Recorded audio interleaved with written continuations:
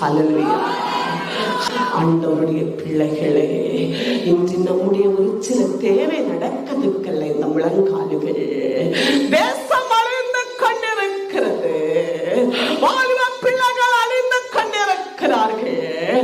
நம்முடைய பிள்ளைகள் செல்போன் மூலமா பாவத்தை செய்து கொண்டிருக்கிறார்கள். அசுத்தமான ஆடைகளை அணிந்து ஐயோ பாவத்தை செய்கிறார்கள்.